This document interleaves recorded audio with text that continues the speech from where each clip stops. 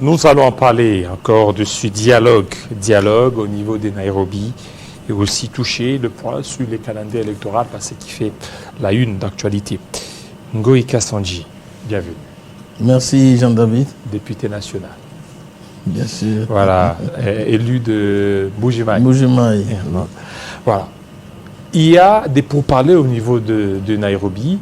Et c'est pourparlers, on a vu des délégations de groupes rebelles qui sont arrivés à Nairobi, sauf l'M23.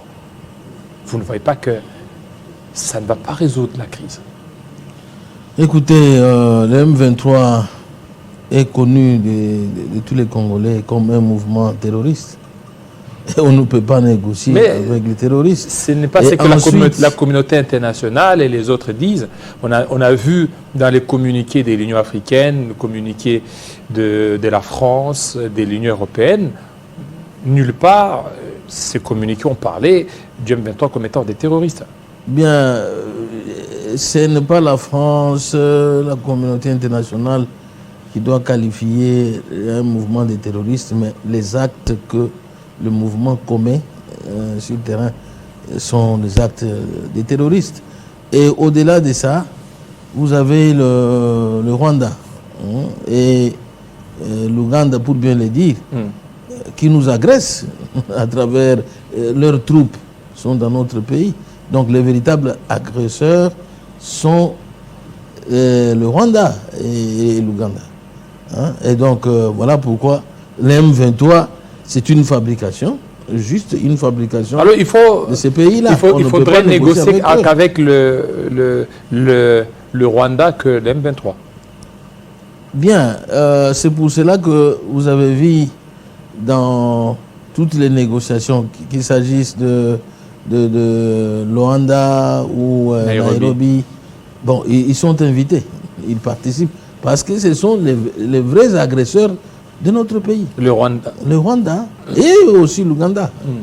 Oui, mais l'Ouganda, peut-être c'est vous qui le dites, mais le gouvernement, c'est comme s'il ne tient pas le même langage de pouvoir indexer comme il a fait avec le Rwanda. Bien, vous savez, dans la diplomatie, il y a des choses qui ne peuvent pas être dites tout haut. Mais c'est connu que l'Ouganda fait partie de nos agresseurs.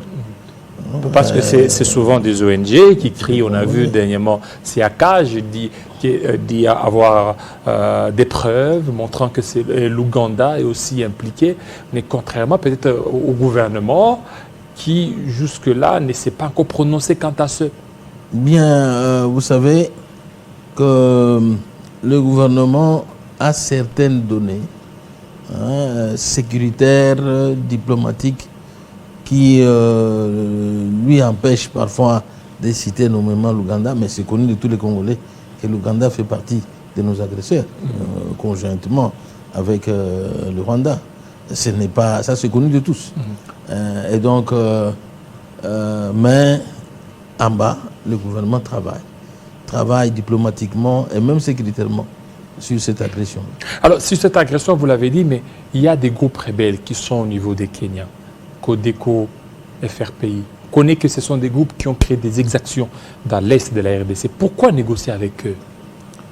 Vous savez, quand les fils du pays ont certaines revendications en tant que père de la nation, il faut les écouter.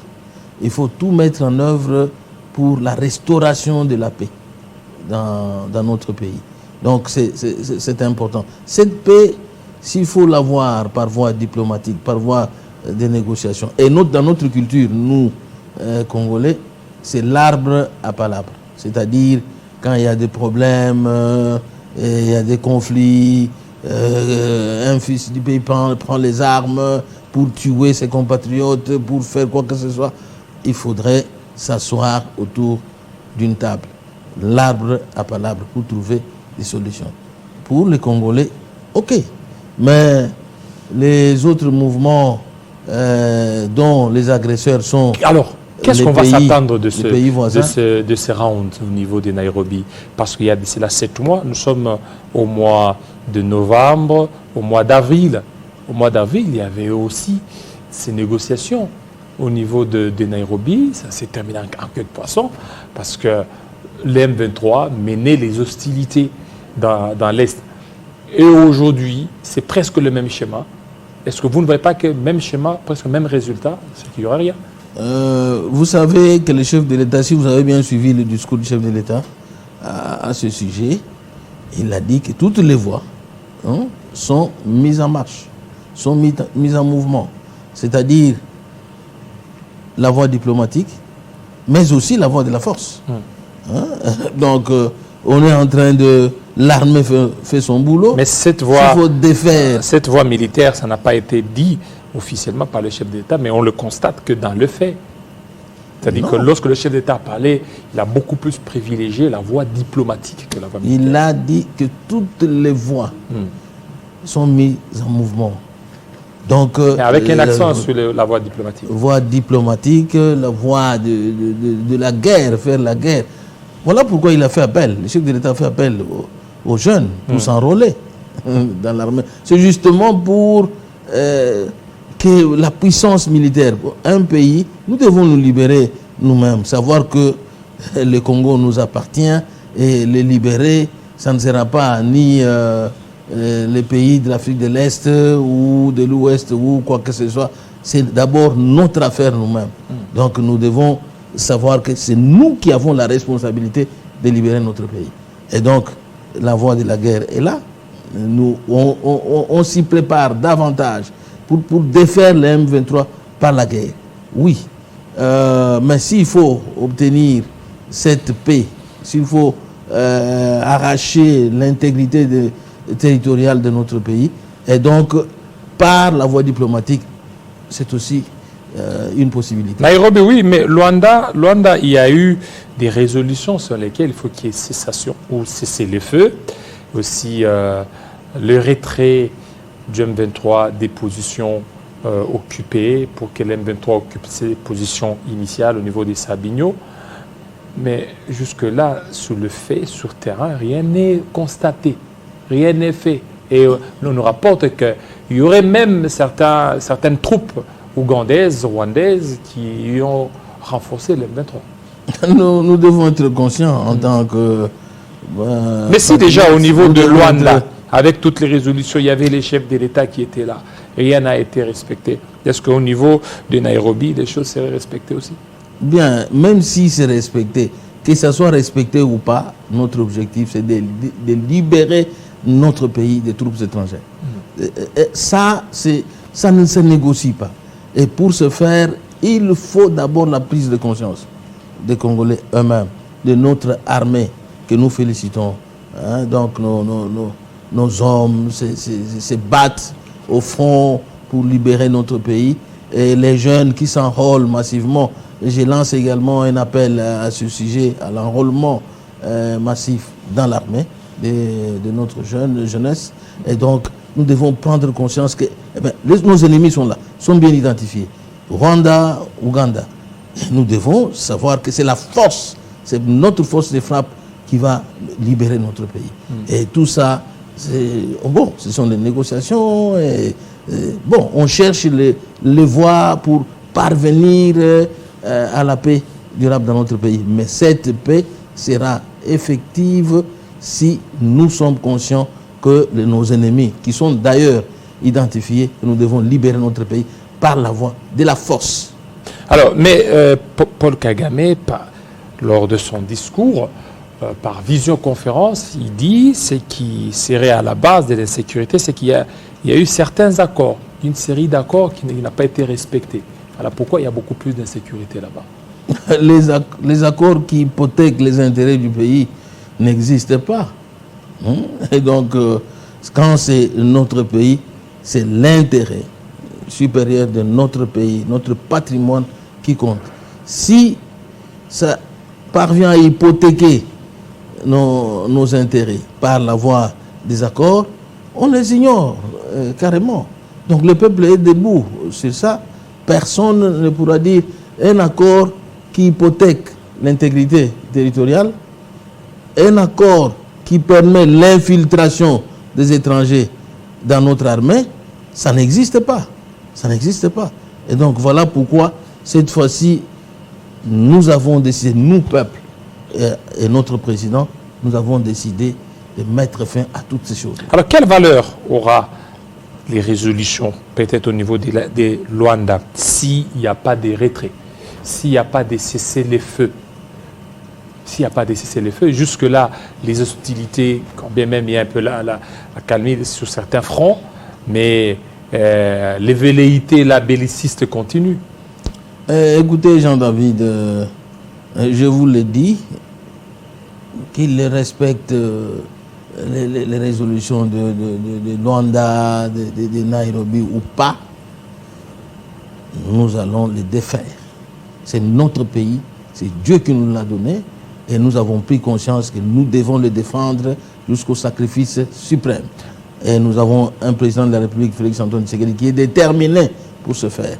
Et son peuple est derrière. Nous suivons pas à pas tout ce qui se passe, les meetings de Luanda, les meetings de Nairobi, les rencontres, tout ça, les contacts diplomatiques. On suit ça. Mais le peuple est déterminé à mettre fin.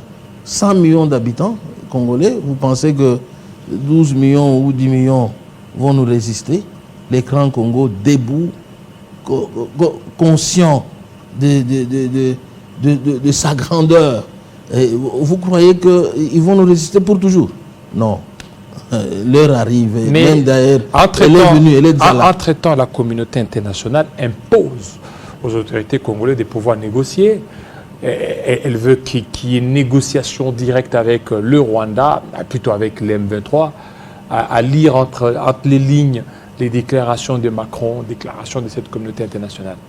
Mais est-ce que le pays appartient à Macron, le Congo? Macron, il est le président de la France. Mais la RDC est dans la communauté internationale, et oui, dans cette nébuleuse communauté internationale. Oui, la communauté internationale ne peut pas nous dire des choses, nous dicter des choses qui hypothèquent l'intégrité de notre territoire. Jamais, et c'est inacceptable. Donc, nous devons nous assumer, et l'heure est arrivée où nous devons nous assumer. Comment s'assumer?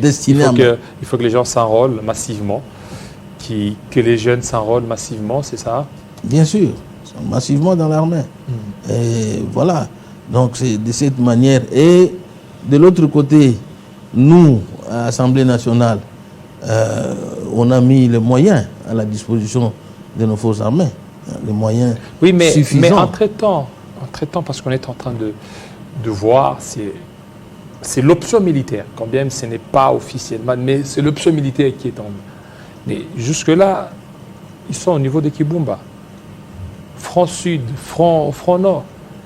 Mais est-ce qu'il n'y a pas autre option, peut-être la diplomatie ou autre chose, pour un peu mettre fin à ça? Parce que jusque-là, l'ennemi veut à tout prix aussi se faire entendre par ces voies-là. Mais on n'a rien négligé. Donc voilà pourquoi le président de la République était à Luanda. Et aujourd'hui, nous avons les rounds de Nairobi. Cela voudrait dire que nous n'avons pas négligé la voie diplomatique et toute autre voie qui puisse nous amener à restaurer la paix et l'intégrité du territoire national. Voilà. Mais vous ne voyez pas qu'avec ça, l'insécurité dans l'Est, le calendrier électoral, quand bien même il a été publié, risque un peu de connaître des petits problèmes? Bien, vous savez, les politiques congolais sont drôles. Donc avant la publication du calendrier, on n'a pas publié le calendrier. On publie le calendrier, les contraintes, l'insécurité. Mais non. Nous, on est en train de faire les prévisions. Les prévisions pour l'organisation des élections. On prévoit sur toute l'étendue nationale. Et donc maintenant le calendrier est sorti. Pendant ce temps, le gouvernement et son peuple mettent tout en œuvre pour pouvoir restaurer la paix par toutes les voies, comme je l'ai dit tout à l'heure. Mais la CENI fait son travail. Si elle ne publie pas le calendrier, il n'y a pas l'organisation des élections. Et donc on met tout en œuvre pour restaurer la paix. Ça, c'est le boulot des dirigeants du pays, le boulot de l'armée. Mais la CENI, c'est l'organisation des élections. Voilà pourquoi elle a publié, quitte aux responsables du pays de faire leur boulot pour restaurer la paix, la sécurité et tout ça. Voilà, la paix La sécurité, c'est un calendrier réaliste tel que vous l'avez trouvé, Moi, je le trouve réaliste, hein. le calendrier? Bien sûr, parce que dans ce pays, on n'organise pas les élections pour la première fois. Hein. Donc ça, c'est le 3e cycle électoral. Il y a déjà un fichier qui existe qu'il faut seulement actualiser. Et l'Union sacrée s'y prépare pour remporter ces élections. Absolument. Et aussi un 2e mandat pour les chefs de l'État. Absolument. Hein. Nous sommes prêts pour gagner les élections haut la main. Le président Félix Antoine Tshisekedi, tout ce qu'il est en train de Il n'y faire. a pas de frustration là. Il n'y a pas de frustration. Il ne peut pas manquer dans une société de frustration. Mais cela ne veut pas dire que l'Union sacrée... Mais la plupart de ceux qui ont rejoint, ceux qui ont quitté le PPRD, c'est comme s'ils ne se sont pas retrouvés. Comment ne se sont-ils Oui, c'est-à-dire que dans des nominations, ils sont laissés. Il y a Ensemble qui est là, on ne le voit pas au niveau de la territoriale, au niveau même des entreprises publiques. Ah, pourquoi vous citez seulement l'Ensemble? Mais il y a Ensemble. Il y a pas à part Ensemble, il y a quoi? Hein? Il y a le PPRD. Voilà. Vous avez la FDC. Non, d'abord, non. En fait, AFDC, on connaît, il y a d'autres. Mais au niveau des PPRD, c'est-à-dire qu'il y a Ngoïka Sandi et les autres, surtout Ensemble, là, ils ne sont pas servis comme il se doit.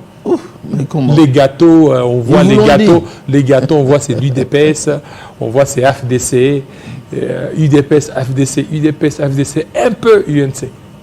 Bien, écoutez, il faut voir, si vous êtes alliés, vous devez vous assumer. Hein? Mais les personnes, les regroupements d'hommes qui font une autodestruction, donc vous êtes dedans, c'est comme si vous êtes opposants. Comment voulez-vous qu'on vous serve? Vous voulez nourrir l'ennemi. Vous voulez nourrir l'ennemi. Merci beaucoup. Lui donner les armes. Merci beaucoup Ngoïka Sandi. Joël Yoloko, tout de suite. Hein.